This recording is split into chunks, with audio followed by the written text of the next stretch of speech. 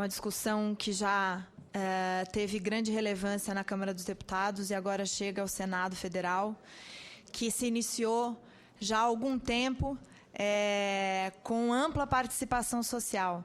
Antes de entrar especificamente no Marco Civil, eu gostaria de falar 2 segundos sobre o IDEC, que é o Instituto Brasileiro de Defesa do Consumidor. É uma associação civil de defesa do consumidor, criada em 87, que tem entre seus associados somente pessoas físicas e algumas áreas prioritárias de atuação, entre elas o direito dos consumidores nos serviços de telecomunicações e na internet.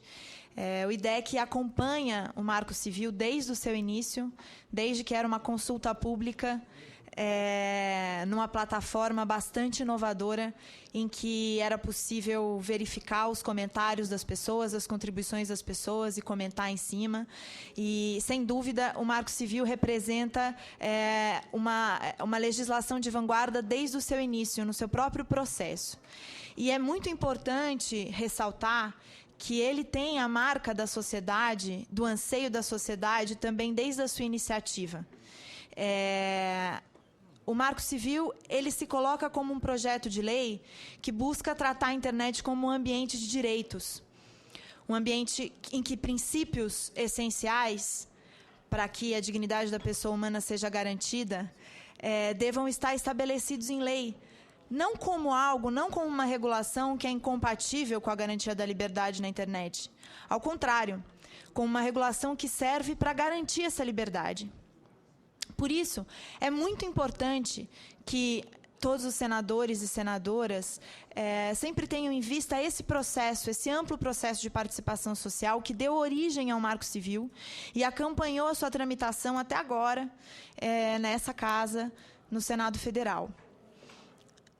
Passando por consultas públicas, por audiências públicas na Câmara dos Deputados, por outra consulta pública na Câmara dos Deputados e por uma grande mobilização pela aprovação desse texto na Câmara há algumas semanas atrás. E agora a mobilização ela continua e o IDEC faz parte de uma articulação de diferentes organizações da sociedade civil, que a gente chama de Marco Civil Já, que são organizações que acompanham a tramitação desse projeto de lei desde o seu início e que entendem que ele tem muito a contribuir, aprovado, e que é muito importante que a gente aproveite essa oportunidade histórica e o contexto privilegiado que o Brasil vive nesse momento para aprovar esse projeto de lei e ser uma referência internacional na proteção de direitos na internet. Como já foi, inclusive, citado pelo senador Zezé Perrella, o Marco Civil ele se estrutura em 3 pilares principais na garantia de princípios e direitos para os internautas brasileiros. Isso tendo em vista que a internet na perspectiva também do direito do consumidor, ainda nós temos omissões importantes em relação à regulação de direitos dos cidadãos e dos consumidores nesse ambiente. E o Marco Civil supre ou ao menos traz maiores elementos para uma série de lacunas que antes, ou que ainda, já que o Marco Civil ainda não está aprovado, que ainda existem na nossa legislação. E esses 3 pilares eles são bastante relevantes em tornar mais robusta a proteção do usuário e do cidadão brasileiro na internet. A primeira delas é a neutralidade da rede, já bastante debatida e conversada nas 2 casas, inclusive numa audiência pública aqui, que já houve no Senado, mesmo antes do texto ser aprovado na Câmara dos Deputados. É a garantia de que todos os pacotes de dados na internet sejam tratados sem distinção de conteúdo, origem e destino, serviço, terminal ou aplicação. O Marco Civil traz 2 exceções, os requisitos técnicos indispensáveis à prestação adequada dos serviços e à priorização de serviços de emergência. São exceções que vão ser regulamentadas por decreto, ouvida a Anatel e o Comitê Gestor da Internet no Brasil. Só que, mesmo para essa regulamentação, o próprio Marco Civil já traz uma série de parâmetros importantes que fazem com que esse regulamento tenha aí já bases sólidas para que possa ser feito em consonância com a proteção dos direitos do consumidor e do cidadão na internet. O parágrafo 3º desse artigo 9º também é bastante relevante. Ele diz que na transmissão, comutação ou roteamento, não é permitido bloquear, filtrar, monitorar ou analisar o conteúdo dos pacotes de dados, respeitado o que já está disposto no artigo anteriormente. Essas disposições elas são muito importantes porque elas têm relação direta com a garantia de direitos fundamentais, a liberdade de expressão, o acesso à informação e a própria liberdade de escolha do consumidor. Por que a liberdade de expressão e o acesso à informação? Porque se for permitido à operadora de telecomunicações filtrar, bloquear determinados conteúdos com base em interesses comerciais, políticos, morais ou o que seja, nós passaremos a ter conteúdos que são relevantes para a coletividade filtrados, bloqueados. Não cabe a quem oferece, a quem gere o tráfego, definir o que pode ser visto, o que pode ser acessado e o que não pode pelo consumidor, pelo usuário. O consumidor contrata uma velocidade, uma capacidade de transmissão. Se ele tem 1 megabit por segundo, ele vai navegar mais devagar do que quem tem 50 megabits por segundo. Mas ele acessa o vídeo, ele acessa o canal de participação do Senado Federal para acompanhar essa audiência pública e fazer comentários, ele acessa o seu e-mail, ele acessa redes sociais, ele ouve músicas, ele joga, ele participa de conferências online, pode ter acesso a conteúdos educativos bastante relevantes em velocidades diferentes. Mas não cabe a quem fornece essa conexão diminuir, degradar o tráfego em relação a conteúdos que são mais pesados, que exigem mais banda, e tornar o tráfego melhor nos conteúdos como e-mail e redes sociais, que exigem uma capacidade de banda menor.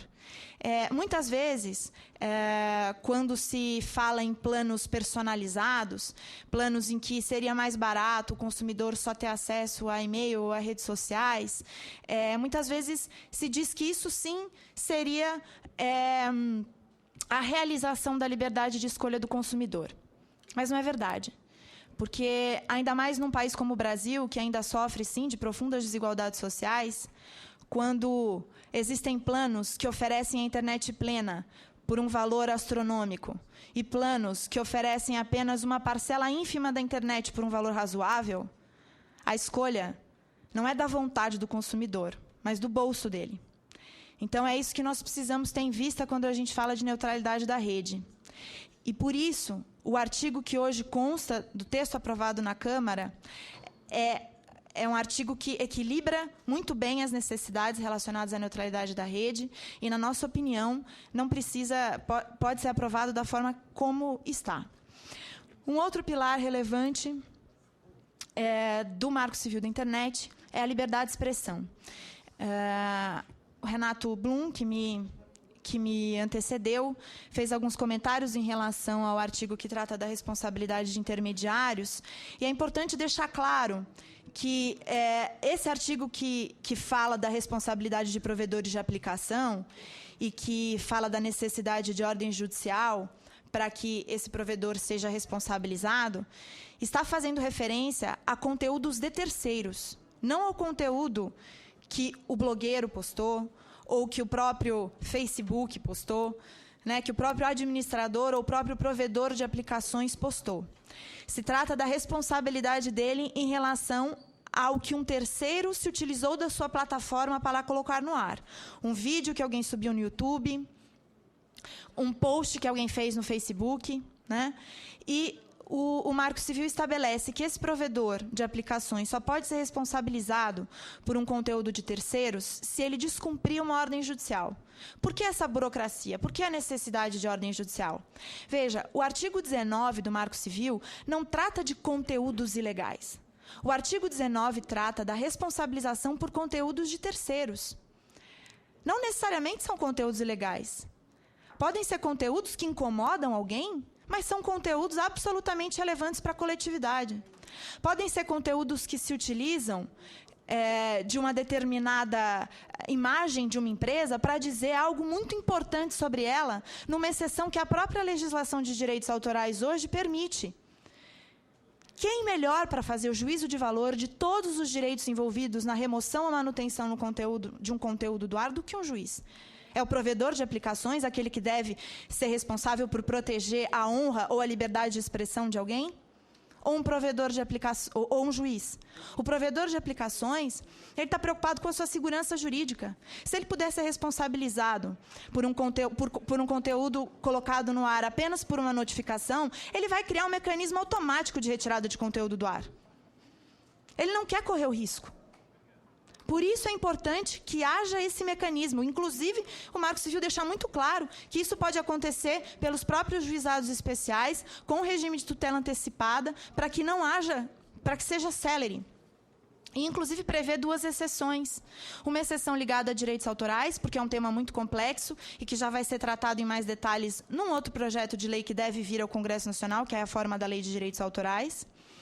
E a questão das cenas de nudez e de atos sexuais privados, que, sim, tem uma urgência maior, né? O princípio da isonomia também nos diz que nós devemos tratar de forma desigual os desiguais. Essa é uma situação desigual.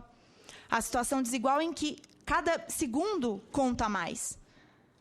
Então, essa exceção ela faz sentido e deixa muito claro no Marco Civil de que tem que ser a pessoa retratada, então o caso de pedofilia seria resolvido sem a necessidade de ordem judicial.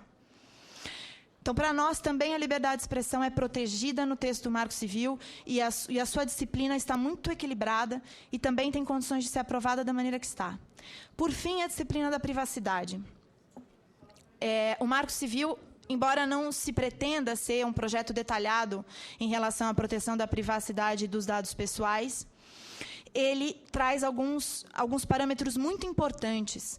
A necessidade de termos de uso claros e do consentimento do usuário em relação aos dados que vão ser coletados, a apresentação da finalidade para que esses dados vão ser coletados, e os provedores de aplicação devem se ater a essa finalidade, devem ser finalidades legítimas, né?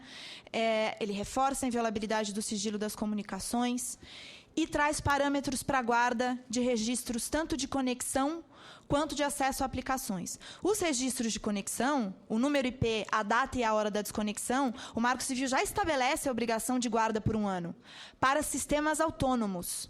Ou seja, também já há uma diferenciação, mesmo nos registros de conexão, de todos aqueles que guardam de todos aqueles que provêm esses registros, aqueles que devem guardar. Com relação aos registros de acesso a aplicações, que é a data e a hora de acesso a uma aplicação por um determinado número IP, o Marco Civil traz a obrigação para aqueles provedores de aplicações que tenham finalidade econômica e atividade profissionalmente organizada, ou seja, empresas, a obrigação de guardar por 6 meses. Algo que, na nossa opinião, é o único ponto do Marco Civil que muitas organizações da sociedade civil têm críticas. Porque nós acreditamos que, dentro do nosso sistema constitucional, as pessoas não devem ser todas monitoradas previamente, mas deve haver uma razão para que faça com que elas passem a ser investigadas. Mas, mesmo com esse problema, nós consideramos que o texto deve ser aprovado por essa Casa sem emendas, porque ele é um texto que avança muito na proteção de direitos dos usuários no Brasil, e cada dia que passa, sem que o consumidor tenha essas garantias, mais ele é lesado. A diferença que existe no Marco Civil para estabelecer essa obrigação para empresas também está de acordo com o princípio da isonomia, porque trata de forma desigual os desiguais.